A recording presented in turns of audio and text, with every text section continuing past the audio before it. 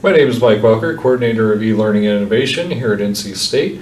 In this tutorial, we're going to look at how to connect wirelessly to any connected display device here at NC State using Zoom.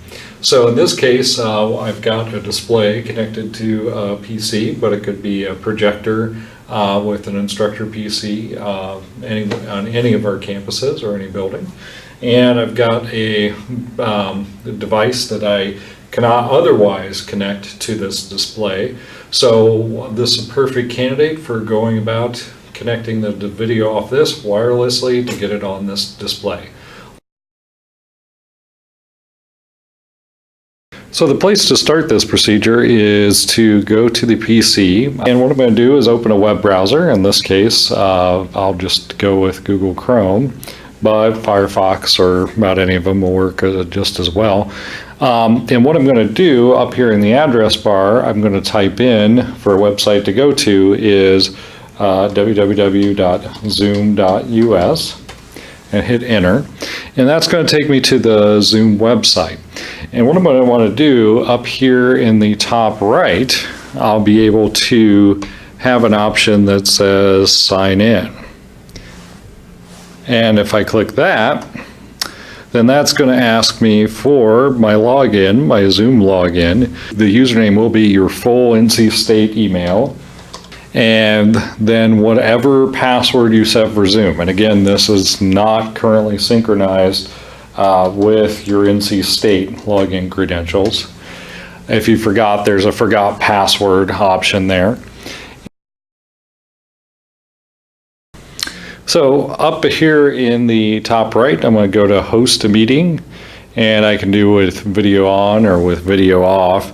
I'm just going to go ahead and say with video off. If I hadn't had Zoom installed, it would prompt me to go and download that. No admin rights are required for the web browser plugin. At this point, I've basically logged into Zoom at zoom.us, and I've hosted a meeting, in this case with video off.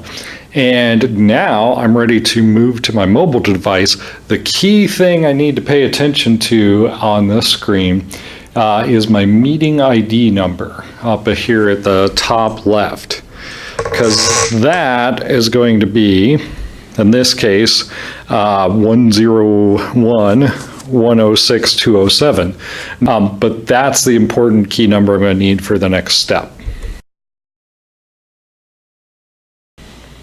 So here I am on my mobile tablet, and what I'm going to need on this one is to be connected to my Wi-Fi here of whatever kind I've got, and I just want to go to a web browser. Again, doesn't matter which one, use an existing tab or add a new one, whichever I want to do, doesn't really matter. And then in the web browser address, I'm going to type in share, S-H-A-R-E, .zoom.us, and hit enter.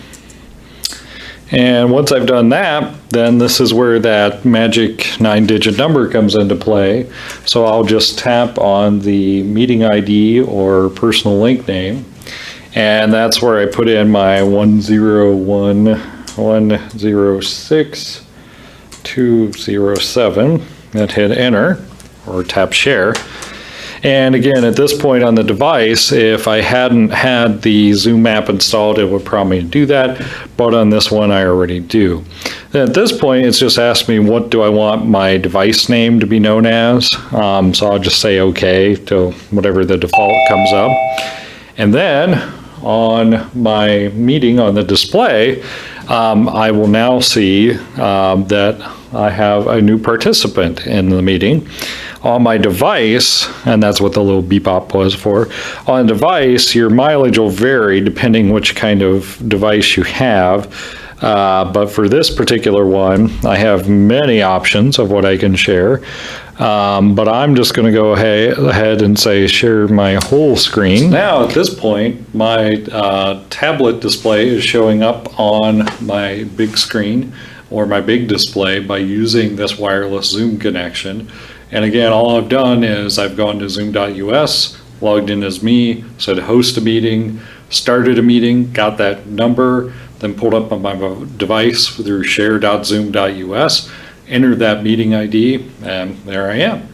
Now anything that I do on this device, in this case, because I've said share the whole screen, that's going to show up on the display. And with this one, it's especially nice in that if I turn it sideways, it picks that up and rotates my display on there as well. Now, one nice feature in all this as well is I have an annotation button, so I can even go so far as to start doodling on my tablet, and then that shows up on the screen. So I've got kind of a wireless annotation thing. And again, what I can share is going to be dependent on my device. If you're looking to share YouTube's or something of that nature, then I highly recommend either a fully functional laptop or a fully functional tablet or a Surface Pro or something of that nature. Trying to do that off a phone, usually the apps are going to limit you on your options there, but not all the way. Then when I'm done with sharing my image wirelessly on the screen through Zoom, on this particular case, I've got a red stop button that says stop sharing. So if I tap that, me back to my regular Zoom display. So then to exit the meeting on my device, once I've stopped sharing, in this case, the top right, I have an option that says leave. So I'll just tap that. And once I've tapped leave, in this case, I get a, are you sure that you want to leave this? And I have a confirmation leave meeting. So if I tap that, then I disappear from the connection on the big display. So that, in a nutshell, is how I can go from my device to the big display in any NC State classroom without using any sort of wires or cables, just going wirelessly and using the internet. Hopefully that makes sense. If you have questions or want to talk about other ways or means to go further with this, or different pedagogical approaches, or consulting about that to employ these capabilities, feel free to contact me, M. Welker at ncstatecollege.edu or Eli at ncstatecollege.edu 4706. Thank you and have a good one.